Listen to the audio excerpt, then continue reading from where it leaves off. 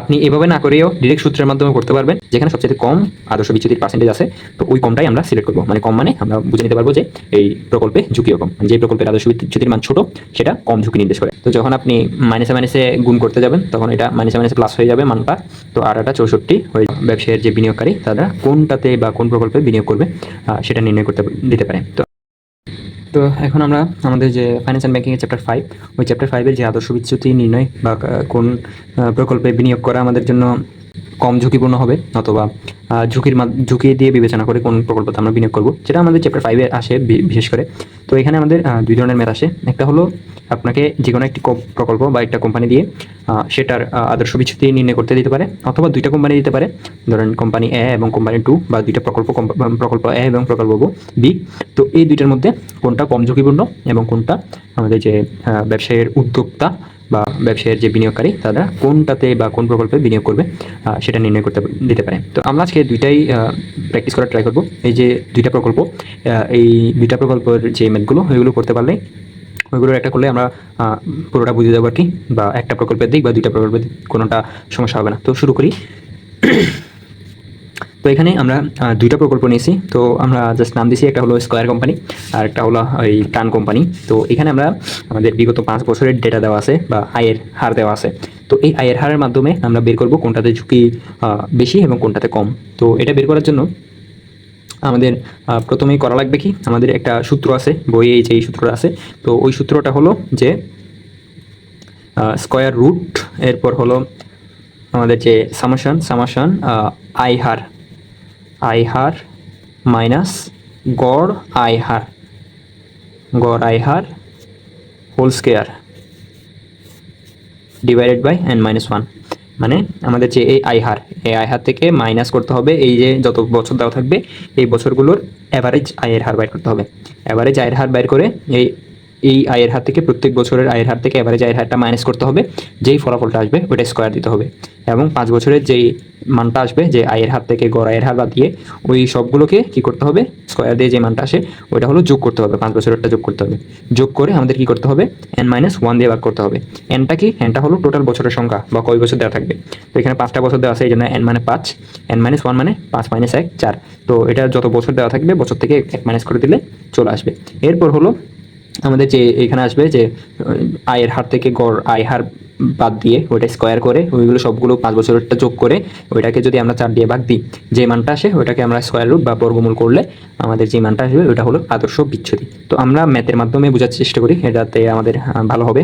তো দেখি এখানে আমাদের এই প্রশ্নে এই দুইটা পার্ট দেওয়া থাকবে। এখানে হলো বছর দেওয়া থাকবে, ধরুন 5 বছরের জন্য, এবং কত % আয়ের হার এটা দেওয়া থাকবে।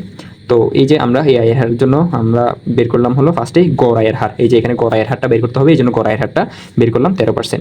এখন আমাদের এই যে আয় হার মাইনাস গড় আয়ের হার এটা বের করতে হবে। তার মানে আমাদের এখানে বের করতে হবে কি, এই যে আয়ের হার এখানে লিখে দিতে পারেন আপনি, আয়ের হার মাইনাস গড় আয় হার, ঠিক আছে। তো এখন এই যে আমাদের 20, আমরা যদি ম্যাথের দিকে যাই তাহলে আমাদের 20 মাইনাস এই যে অ্যাভারেজ যেটা আছে 13%, এটা বাদ দিতে হবে। তাহলে 13 বাদ দিলে কত আসে, 7। এই সেম এখানে 5 থেকে 13 বাদ দিলে আমাদের আসে -8। এখানে -5 থেকে 13 বাদ দিলে আসে হলো -18। এখানে 15 থেকে 13 বাদ দিলে আসে হলো 2। 30 থেকে 13 বাদ দিলে আসে হলো 17। এখন এগুলোকে কি করতে হবে, এগুলোকে আমাদের করতে হবে হলো স্কোয়ার বা আমাদের বর্গ নির্ণয় করতে হবে। এগুলোর এই যে স্কোয়ারটা, সূত্রের যে স্কোয়ার এটা দিতে হবে আমাদের। তো এখন আমাদের এখানে কি করব, আমাদের যে এই ব্যবধান আসছে, মনে করেন এটা একটা ব্যবধান আছে বা আয়ের হার থেকে গড় আয়ের হারের যে ব্যবধান, তো ওই ব্যবধানের বর্গ বাইর করব, ঠিক আছে। ব্যবধানের আমরা কি বাইর করব, বর্গ। এখন এই যে 7 স্কোয়ার, এখন এই 7 স্কোয়ার সমান কি, 7 স্কোয়ার মানে আমরা জানি যে 7 × 7, ঠিক আছে। তো আমরা স্কোয়ারে লিখবো 7 স্কোয়ার সমান কত, 49। তো এটা আপনি একটা ঘরে করতে পারেন, যে ধরেন এখানে কত আছে, -8 স্কোয়ার, এই যে -8 স্কোয়ার আমাদের 64 আসে।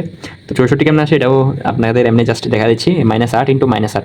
তো যখন আপনি মাইনাসে মাইনাসে গুণ করতে যাবেন তখন এটা মাইনাসে মাইনাসে প্লাস হয়ে যাবে মানটা, তো আর এটা 64 হয়ে যাবে, ঠিক আছে। এরপর এখানে r স্কোয়ার সমান 64, ধরেন এখানে দিলাম আমরা এটা। এরপর -18 স্কোয়ার, এটাও মাইনাসে মাইনাসে প্লাস হয়ে যাবে, 324 আসে। এরপর 2 স্কোয়ার দিলে আসে হলো 4, 17 স্কোয়ারে আসে হলো 289, ঠিক আছে। এখন আমাদের এই যে মানগুলো আছে এইগুলো সবগুলোর যোগফল বের করতে হবে।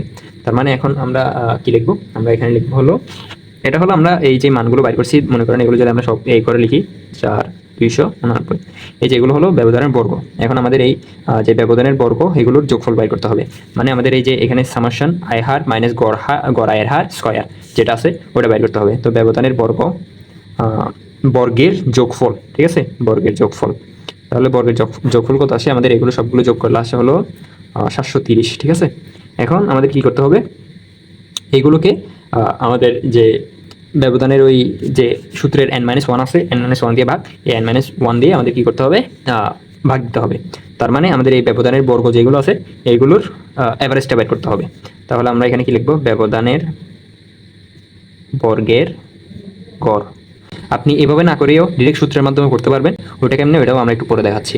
তাহলে 730 ডিভাইডেড বাই n-1, তার মানে 730 ডিভাইড বাই n কত, এখানে 5টা বছর 1 2 3 4 5টা বছর আছে, তাহলে আমাদের এখানে 5 - 1 আসবে, আর সমান সমান 730 ডিভাইডেড বাই 4 আসে। এখন এটার যদি আমরা ক্যালকুলেশন করি তাহলে আমাদের আসে হলো 182.5 এরকম আসে একটা অ্যামাউন্ট। এখন আমাদের সূত্রে আরেকটা জিনিস বাকি আছে, এটা হলো এই স্কোয়ার রুট দিতে হবে আমাদের। এখানে যদি এই মানটাকে স্কোয়ার রুট 182.5 দিই, বা এটা আমরা আদর্শ বিচ্ছেদে লিখতে পারি, আদর্শ বিচ্যুতি, ঠিক আছে, আদর্শ বিচ্যুতি যদি লিখি তাহলে এটার যে স্কোয়ার রুট দিলে আসে হলো 13.5, সেটা পার্সেন্ট। তার মানে আমাদের আদর্শ বিচ্যুতির মান এটার জন্য 13.5%।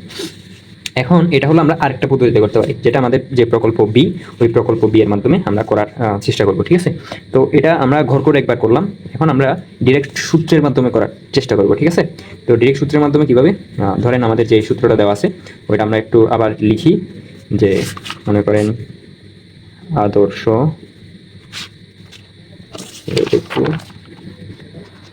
তাহলে আদর্শ বিচ্যুতি সমান সমান কত আছে আমাদের, যে একটা উপরে আছে হলো সামেশন আই হার, একটা ব্র্যাকেট আছে, মাইনাস গড় হার স্কয়ার, এখানে আছে হলো n-1। এখন এটা আমরা যদি এটা যদি ঘর না করে ডিরেক্ট সূত্রের মাধ্যমে করি তাহলে আমাদের কীভাবে করা লাগবে, এখন আমাদের এটা ডিরেক্ট সূত্রের মানটা বসাতে হবে। এখানে যে আমাদের 5টা বছর দেওয়া আছে 2021 সালে হলো 15%। আমরা একটু জুম আউট করি, হ্যাঁ, আশা করি বুঝতে পারতেছেন। এখন এই যে আমাদের যখন আমরা করতে যাবো এখানে সামেশনটা থাকবে, এরপর আমাদের প্রত্যেকটাকে আমাদের স্কোয়ারটা করতে হবে। কিভাবে, ধরেন এই যে আমাদের প্রথম বছরের যে 15%, এটার আমাদের এই বছরের গড় বাইর হয়েছে হলো 11%, ঠিক আছে। 15 - 11 এই স্কোয়ারটা দিতে হবে। এখানে সামেশন মানে হলো এই প্লাস, তাহলে আমরা সামেশনটা উঠাই দিতে পারি যদি প্লাসটা দিই, ঠিক আছে। এরপর কি 5 - 11 স্কোয়ার প্লাস এখানে কত 0 - 11 স্কোয়ার প্লাস এখানে কত 20 - 11 স্কোয়ার, ঠিক আছে। এরপর আছে হলো আমাদের আরেকটা 15 - 11 এখানে স্কোয়ার, আর এখানে n মানে কত, n মানে 5টা বছর দেওয়া আছে, এখানে n সমান 5, তাহলে 5 - 1, ঠিক আছে। এখন আপনি যদি ক্যালকুলেশন করেন তাহলে চলে আসবে 15 থেকে 11 গেলে 4 স্কোয়ার হলো 4 4 16, এরপর প্লাস 5 থেকে 11 গেলে হলো মাইনাস 6 6 6 36 আসে। এরপর আসে হলো 11 স্কোয়ার হলো 121, এখানে 9 আসে, 9 স্কোয়ার হলো 81, এখানে হলো 4 স্কোয়ার মানে হলো 16, ঠিক আছে। এখানে হলো 5 থেকে 1 বিগ দিলে হয় 4, ঠিক আছে। এখন আমরা এটাকে এদিকে একটু করার চেষ্টা করি, আপনারা সুন্দর করে করবেন আর কি। তো আমাদের এগুলো সবগুলো যদি যোগ দিই তাহলে আসে হলো আমাদের এই যে সবগুলো যদি যোগ দিই ক্যালকুলেশন করতে পারেন, তখন আমাদের আসে হলো 270/4, তাহলে কত আসে আমাদের 67.5। এখানে আমরা একটা জিনিস মিস করছি, ওটা হলো আমাদের যে স্কোয়ার রুট, ওটা প্রত্যেকটা জায়গায় আপনি দিতে পারেন। এরপর এটা এখন আমাদের যদি এটা দিই তাহলে ক্যালকুলেটারে স্কোয়ার রুট দিয়ে 67.5 দিলে 8.22% আসে। তাহলে এটা হলো সূত্রের মাধ্যমে, আর এটা হলো আমরা যে ঘরের মাধ্যমে। আপনাদের যখন আপনারা ম্যাথটা পরীক্ষায় করতে যাবেন অবশ্যই যদি 2টা প্রকল্প দেওয়া থাকে যে কোনো একটা মাধ্যমে করবেন, হয়তো ঘর করে টেবল করে রাখবেন অথবা সূত্রের মাধ্যমে করে দিবেন। এখন এখানে দেখেন আমাদের যে প্রাণ লিমিটেড কোম্পানি, এটার যে আদর্শ বিচ্যুতি এটা আসছে হলো 8.22%, আর স্কয়ার লিমিটেড কোম্পানিতে আমাদের যে আদর্শ বিচ্যুতি এটা হলো 5%।